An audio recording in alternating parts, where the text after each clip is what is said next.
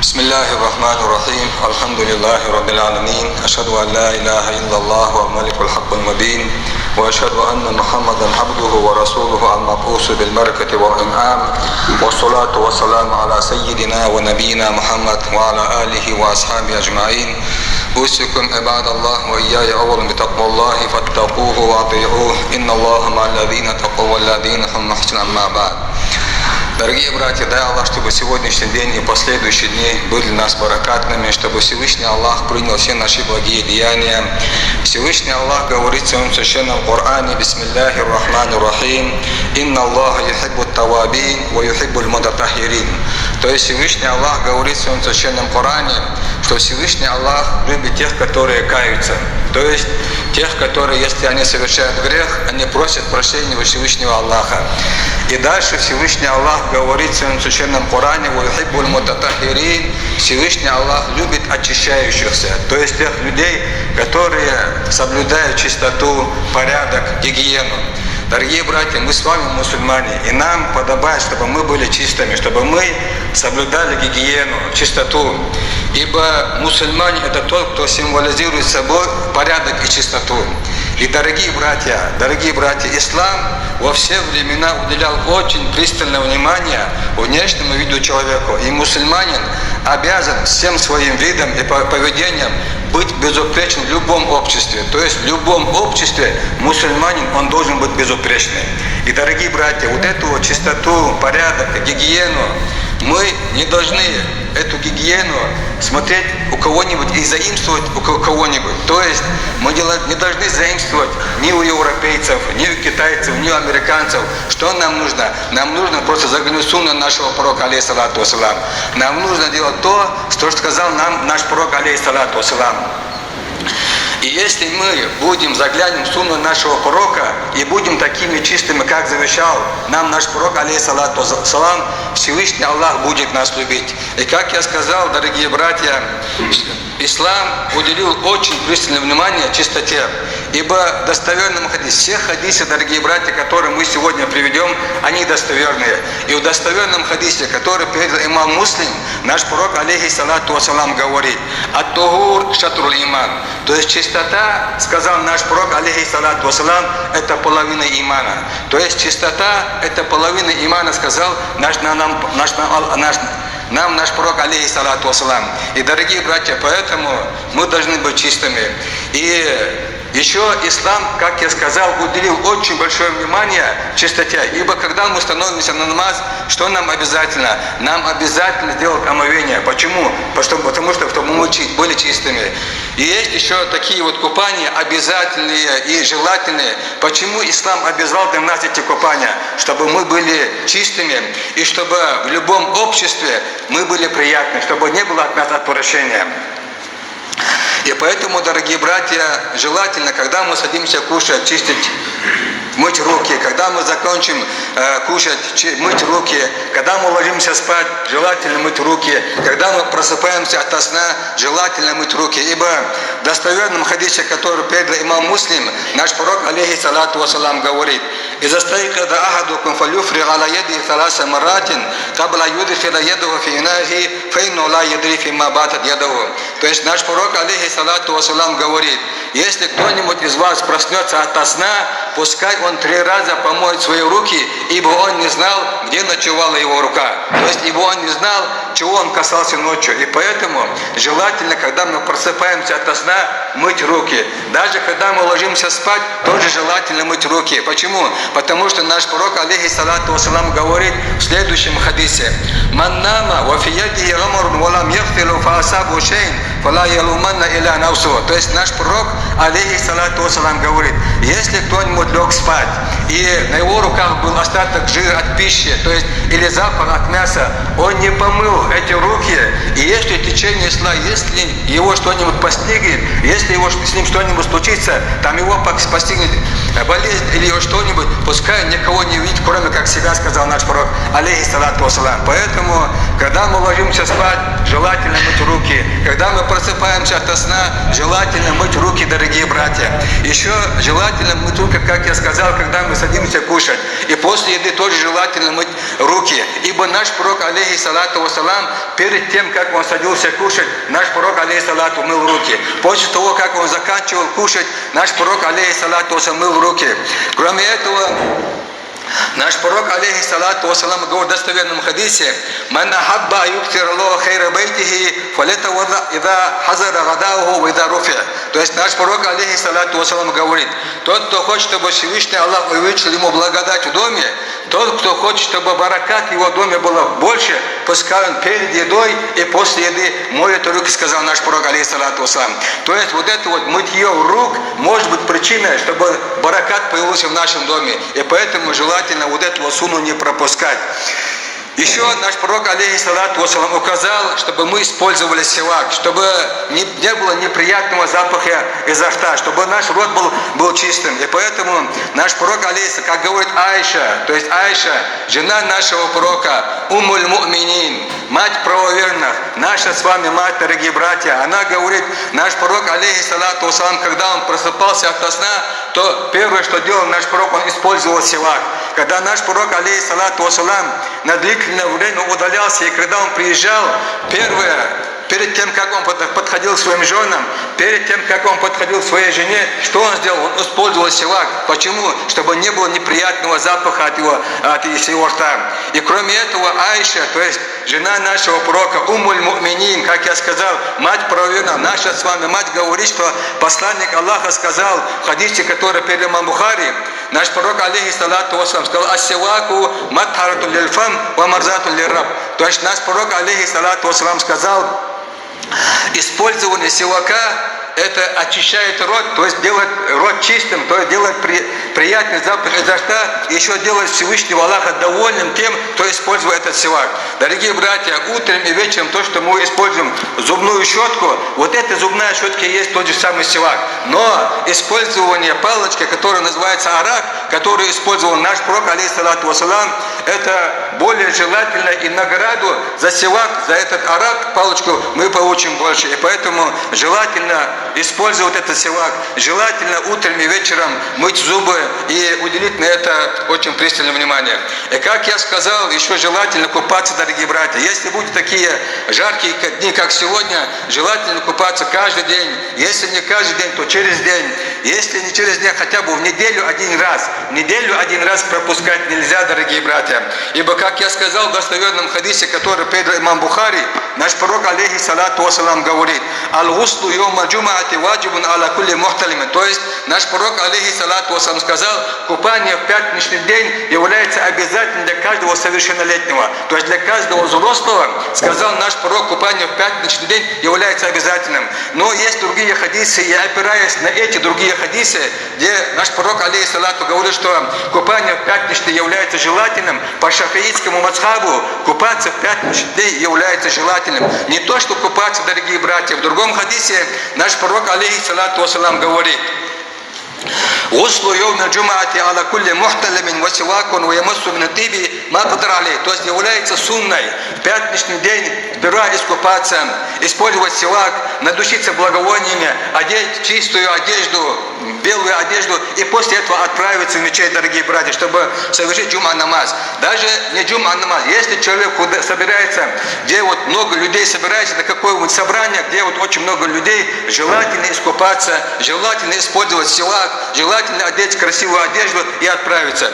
Еще в следующем хадисе наш пророк, алейхиссалату вассалам, говорит то, что вот именно нельзя пропускать неделю. Наш пророк, алейхиссалату вассалам, говорит в хадисе, который передал имам Муслим: «Хаккун лиллахи аля кулли муслимин а яхтитра фи кулли сабати аямин яхтиду расу ва джасаду». То есть наш пророк, алейхиссалату вассалам, говорит, что у мусульман долг перед Всевышним Аллахом. То есть купаться в 7 дней один раз. То есть он выделяет какой-нибудь день, и в этот день он купается. Что он делает? Он моет голову, моет тело и вот так вот купается. Наш пророк, алейхиссалату вассалам, говорит в следующем хадисе: «Аль-фитрату хамсун». То есть наш пророк, алейхиссалату вассалам, говорит, 5 вещей являются чистотой. То есть чистотой является 5 вещей, сказал наш пророк, алейхиссалату вассалам. И какие вот эти вот 5 вещей?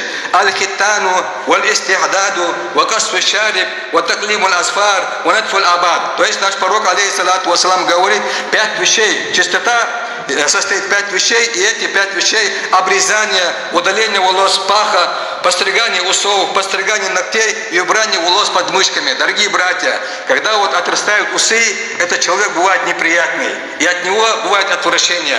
Чтобы этого отвращения не было, наш пророк, алейхиссалату вассалам, сказал равнять усы. Когда ногти появляются, особенно когда эти ногти бывают грязными, бывает отвращение. И чтобы этого отвращения не было, наш пророк, алейхиссалату, что сказал? Постригать ногти, вовремя постригать ногти. И когда вот появляются волосы под мышками и в тех местах, которые перечислил наш пророк, алейхиссалату вассалам, от этих волос появляется пот. От пота бывает неприятный запах и бывает отвращение от мусульман. И поэтому эти вещи нам наш пророк, алейхиссалату, сказал соблюдать. Почему? Потому что мы были приятными и чтобы не было от нас отвращения. Еще, дорогие братья, желательно, чтобы наша одежда была чистая. И на это наш пророк, алейхиссалату вассалам, указал. عن جابر بن عبد الله رضي الله عنه قال أتانا رسول الله صلى الله عليه وسلم فرأى رجلا شعثا قد تفرق شعره فقال أما كان يجد هذا ما يسكن به شعره. То есть Джабир бин Абдуллах, сподвижник нашего пророка, говорит: в один день к нам пришел посланник Аллаха, и он увидел человека, у которого были волосы сплетенные, запыленные, и наш пророк, алейхиссалам, упрекнул его и сказал: разве у этого человека не было чего-нибудь того, чтобы он привел себя в порядок, чтобы он расчесал свои волосы, расческа или тому подобное. И после этого Джабир бин Абдуллах говорит: «Вараа раджулан ахар, ва алейхи сиябун васихатун, факала, амма кана хада яджуду ман, яхтилу би собо». И Джабир бин Абдуллах говорит, что посланник Аллаха увидел следующего человека, на котором была грязная одежда. И наш пророк, алейхиссалат, его тоже упрекнул и сказал: разве у этого человека не было воды, чтобы он постирал свою одежду? И, дорогие братья, посмотрите, что говорит наш пророк в следующем хадисе. Хадисе, который перед имам Муслим. Наш пророк, алейхиссалату вассалам, говорит: «Ла ядухулу джанната ман кана фи калби мискала зарат мин кибрин». То есть наш пророк, алейхиссалату вассалам, говорит: не войдет в рай человек, у которого хотя бы в пылинку, размером в пылинку будет высокомерие в сердце. На что один из подвижников сказал: о посланник Аллаха, инна раджул юхибба аякуна соубу хасанан ва нахлу хасанатан. И один из подвижников сказал: о посланник Аллаха, человек любит, чтобы его одежда была красивая, чтобы его обувь была красивая. Если он это любит, чтобы его одежда была красивая, обувь была красивая, разве это будет считаться за высокомерие? На что наш пророк, алейхиссалат, что сказал? Инна Аллаха джамилун юхиббуль джамал. На что наш пророк, алейхиссалату вассалам, сказал, что Всевышний Аллах прекрасен, и Он любит прекрасное. Это не будет считаться за высокомерием. Но наш пророк, алейхиссалату вассалам, кибру, а высокомерие батрул хатти ва гамтун нас, а высокомерием будет считаться то, что он будет отрицать истину и проявлять презрение по отношению людей. Вот это и есть высокомерие, сказал наш пророк, алейхиссалату вассалам. Еще, дорогие братья, нам желательно, чтобы наши дома были чистые, чтобы наши комнаты, наши спальни, кухни, все комнаты, дворы наши, чтобы они были чистые. Ибо в следующем хадисе наш пророк, алейхиссалату вассалам, говорит тоже в достоверном хадисе: «Инна Аллаха тайибун юхиббу тайиб». То есть наш пророк, алейхиссалату вассалам, говорит, что Всевышний Аллах прекрасен и любит прекрасное. Назифун юхиббун назахут. Всевышний Аллах чист и любит чистоту. Каримун юхиббуль карам. Всевышний Аллах, Он благородный и любит благородство. Джавадун ва юхиббуль джуд. Всевышний Аллах щедр и любит щедрость. И дальше наш пророк, алейхиссалату вассалам, говорит: «Фаназзифу афниятакум ва ла ташаббу биль яхуд». И чистите свои дворы, чистите свои комнаты, чистите свои дома, и не будьте похожи на евреев, сказал наш пророк, алейхиссалату вассалам. Евреи в те времена были очень грязным народом, они сейчас грязные. И поэтому наш пророк, алейхиссалату, что нам сказал? Не будьте похожи на евреев и чистите свои дома, свои комнаты, свои спальни, кухни и тому подобное. Еще, дорогие братья, нам желательно поддерживать экологическую чистоту, то есть чистоту в общественных местах, то есть чистоту на улице, в общественных местах. На это наш пророк, алейхиссалат, тоже указал в достоверном хадисе, который перед имам Муслим. Наш пророк, алейхиссалату вассалам, говорит: «Уридат алейя амалу уммати хасануха ва сайюаха фаваджатту фи махасини амалиха ал-ада юмату ани тарик». То есть наш пророк, алейхиссалату вассалам, говорит, что мне были показаны деяния моей уммы, хорошие деяния, плохие деяния. И из хороших деяний, говорит наш пророк, алейхиссалам, я увидел то, что вот убирают с дороги, то, что мешает людям. Если что-нибудь мешает людям, если человек это уберет, это самое лучшее деяние, сказал наш пророк, алейхиссалату вассалам.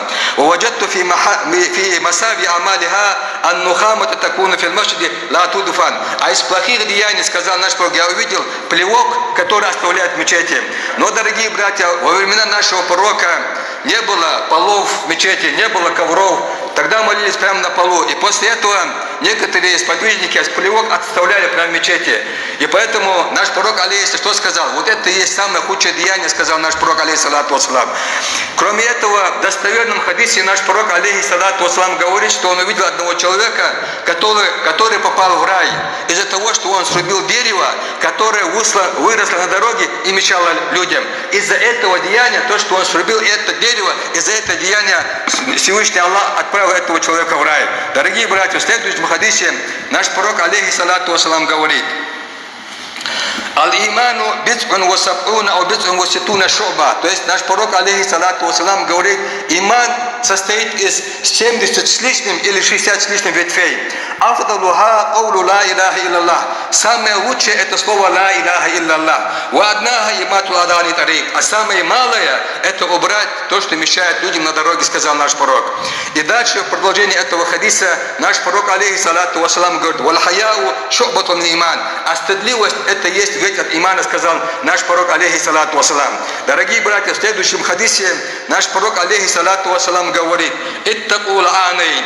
«Калу ва ма ла'анан я Расулаллах». То есть наш пророк, алейхиссалату вассалам, сказал: остерегайтесь двух проклятий.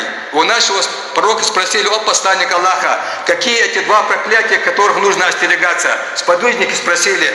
И на что наш пророк, алейхиссалату вассалам, сказал: «Аллади ятахалла фи тарики нас о фи диллихим». То есть это два проклятия. Это проклятие того человека, который справляет нужду в общественном месте и в тех местах под тенью, где люди отдыхают. И если человек будет справлять нужду вот этих двух местах, то он попадает под проклятие Всевышнего Аллаха. Дорогие братья, когда вот был халифат был у Амьядов, и когда был халифом Валид ибн Абдул-Малик, были такие полководцы, как Нусай ибн Нусайр, как Торит ибн Зияд. И вот эти вот полководцы, как Мусай ибн Нусайр, Торит ибн Зияд, они собрали войско мусульман. И через Гибралтарский пролив они перешли. И вот сейчас страны, которые называются Испания и Португалия, они покорили эти страны. И в те времена там было государство, которое называлось Андалус, то есть Даулат Андалус, андалузское государство, то есть исламское государство, дорогие братья. И вот это вот исламское государство, оно просуществовало около 900 лет. И, дорогие братья, в этом государстве, в этом Даулат Андалус, в этом государстве уровень религии был очень высок. Был до того высок, что в этом государстве было свыше 3000 мечетей, дорогие братья. Они граничили с Европой. И уровень знаний, и уровень цивилизации был настолько высок, что европейцы приходили к мусульманам в это государство Даулат Андалус, чтобы заимствовать вот эту вот цивилизацию у мусульман, дорогие братья. И, дорогие братья, в этом государстве, то Даулат Андалус, первое, вот уличные освещения были придуманы мусульманами в этом государстве. Первая, вот эта система канализации была придумана мусульманами в этом государстве. Были общественные бани, дорогие братья. Были общественные бани, куда вода подводилась под свинцовым трубам. Дорогие братья, в те времена вода подводилась под свинцовым трубам.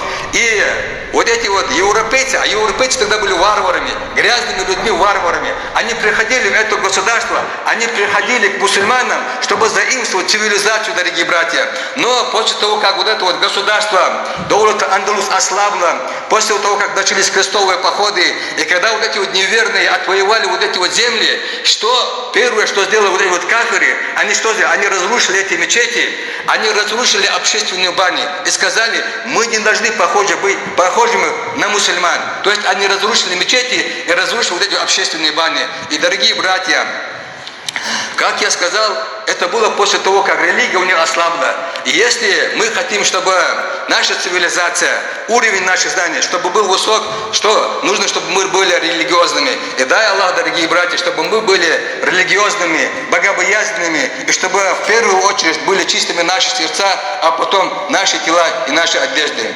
Аджарани Аллах Та'ала ва яку мин азабил алим.